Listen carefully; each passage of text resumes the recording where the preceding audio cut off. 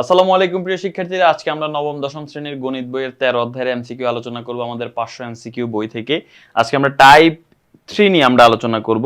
So type 3 তে আমাদের কি বলা আছে দেখো, আমরা যদি একটু খেয়াল করি, এখানে আমাদের টাইপ 3 টা হচ্ছে কি সংক্রান্ত? স্বাভাবিক সংখ্যার বর্গ ও ঘনের সমষ্টি নির্ণয় সংক্রান্ত। তো চলো আমরা এগুলো সমাধান করার চেষ্টা করি। সো এখানে প্রথমেই আমরা যদি 11 নম্বর প্রশ্নটার দিকে একটু খেয়াল করি, 11 নম্বর প্রশ্নের মধ্যে বলা আছে প্রথম 100টি স্বাভাবিক সংখ্যার যোগফল। ভাইয়া, স্বাভাবিক সংখ্যার যোগফল বা স্বাভাবিক সংখ্যার সমষ্টির সূত্রটা কি?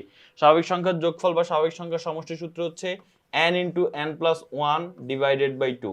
এটা হচ্ছে স্বাভাবিক সংখ্যার যোগফল বা স্বাভাবিক সংখ্যার সমষ্টি নির্ণয়ের সূত্র। এখন n এর মান কি হবে? কয়টা স্বাভাবিক সংখ্যা? প্রথম কয়টা স্বাভাবিক সংখ্যা? প্রথম এখানে বলতেছে 100টি স্বাভাবিক সংখ্যা, তার মানে n এর মান 100। তো তুমি এখানে n এর মান 100 বসায় দাও। 100 100 যোগ 1 নিচে হচ্ছে কত? 2। তাহলে এখন 100 2 দিয়ে কাটাকাটি করলে 2 কে 2, 50 দ্বিগুণ 100, তাহলে উপরে থাকতেছে 50 গুণ এখানে 100 এর সাথে যদি 1 যোগ করি তাহলে হবে 101। তাহলে 101 এর সাথে আমরা এখন 50 গুণ করে দিব, অ্যানসার যেটা আসবে সেটাই। 50 গুণ 101 কত হয়? 5050। তার মানে অ্যানসার কি? অ্যানসার হচ্ছে এই যে গ নাম্বারটা হচ্ছে অ্যানসার, 5050। এবার আসো 12 নাম্বার প্রশ্ন যদি আমরা দেখি।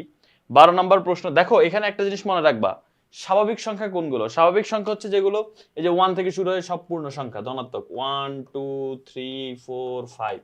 আর আমরা এই যে সূত্রগুলো লিখতেছি, এই সূত্রগুলো কিন্তু প্রথম, দেখো এখানে লেখা আছে প্রথম। প্রথম মানে কি? 1 থেকে শুরু হইতে হবে। এখন আমি তোমাকে যদি বলি যে 3 4 5, এগুলো কি স্বাভাবিক সংখ্যা না? হ্যাঁ, এগুলো স্বাভাবিক সংখ্যা। বাট এই সূত্রগুলো 3 4 5 দিয়ে শুরু হওয়ার জন্য নয়। এই সূত্রগুলো হচ্ছে 1 থেকে শুরু হইতে হবে, একদম প্রথম 100 মানে 1 থেকে 100 পর্যন্ত হইতে হবে, সেই ক্ষেত্রে গিয়ে এই সূত্রগুলা। ওকে, এখন আমরা 12 নম্বর প্রশ্নের মধ্যে যদি আসি, 12 নম্বর প্রশ্নে আমাদের কি বলা আছে দেখো। 12 নম্বর প্রশ্নে তুমি এখানে স্বাভাবিক সংখ্যা দেখতে পাবা। দেখো এই জায়গার মধ্যে এই যে স্বাভাবিক সংখ্যা আছে, কিন্তু 1 থেকে শুরু হয়েছে, 1 থেকে কিন্তু শুরু হয় নাই। তো যাই হোক, আমরা ধরে নিলাম আপাতত আমাদের সূত্রে ফেলানোর জন্য আমরা এখানে 1 ধরে নিলাম, 1 plus 1 plus 2 plus 3 plus 4 plus dot dot dot dot plus 50। তার মানে এখানে সর্বশেষ পদ কত দেখো তো? সর্বশেষ পদ হচ্ছে 50। তাহলে এখানে টোটাল কয়টা পদ আছে? এখানে টোটাল 50টা পদ আছে। আমরা 1 থেকে হিসাব করবো এখন, ঠিক আছে? আমরা ধরে নিলাম 1 আছে, তাহলে 1 থেকে 50 পর্যন্ত, এবং সবগুলা স্বাভাবিক সংখ্যা এবং সিরিয়ালি আছে। সো এখন স্বাভাবিক সংখ্যার সমষ্টির সূত্র একটু আগে আমরা যেটা দেখলাম, n * n+1 ডিভাইডেড বাই 2, এই সূত্র আমরা অ্যাপ্লাই করব। n এর মান কত? এখানে 50টা, তাহলে n এর মান হবে 50, আর n এর মান এখানে 50 হলে 50 আর 1 যোগ করলে হবে 51, আর নিচে হচ্ছে 2। 2 50 এর কাছে 25 বার যাবে, তাহলে 25 আর 51 গুণ করলে যা হবে অ্যানসার তাই। 25 গুণ 51 হয় 1275।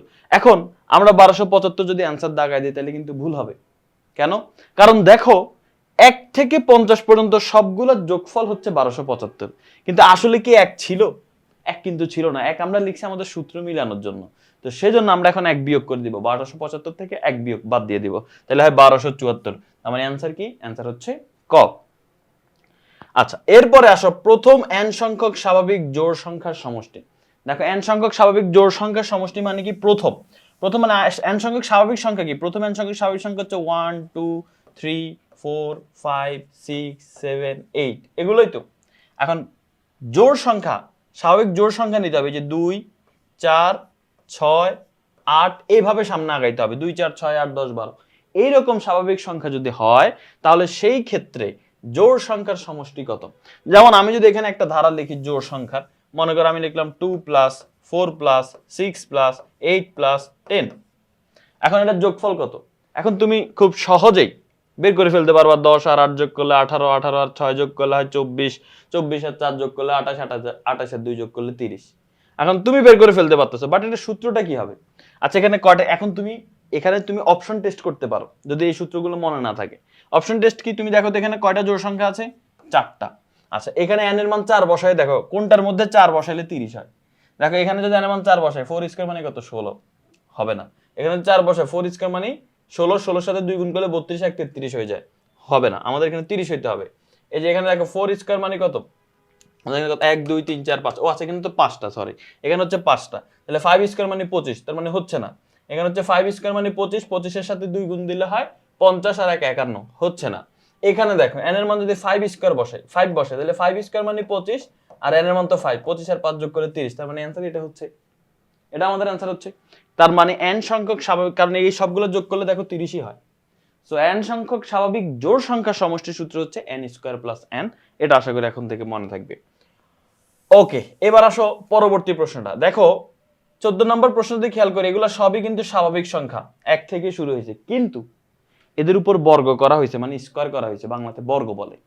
সো n সংখ্যক স্বাভাবিক সংখ্যার বর্গের সমষ্টি, যোগ আছে মানে কি বর্গের সমষ্টি। তো বর্গের সমষ্টির সূত্র কি? বর্গের সমষ্টির সূত্র হচ্ছে n into n plus 1 into 2n plus 1 divided by 6, এটা হচ্ছে সূত্র।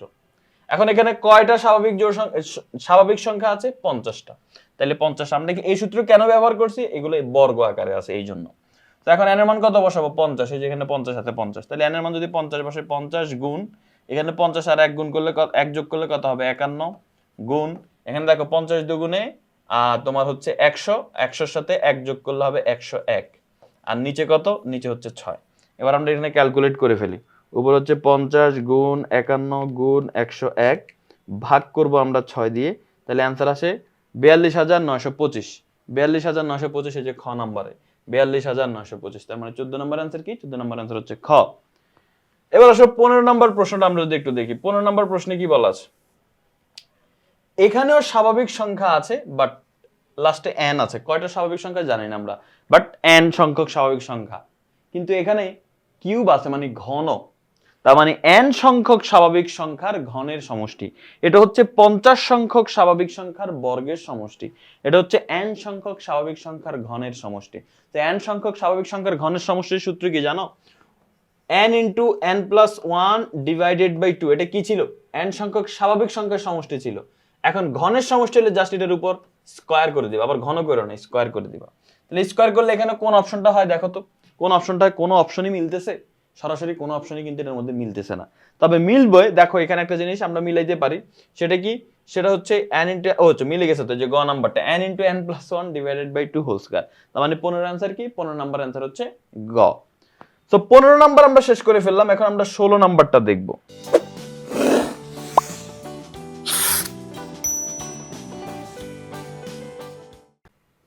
16 নাম্বার প্রশ্নের দিকে যদি খেয়াল করি, এখানে আমাদের বলতেছে নিচের কোনটি সঠিক। নিচের কোনটি সঠিক এখান থেকে আমাদের বের করতে হবে।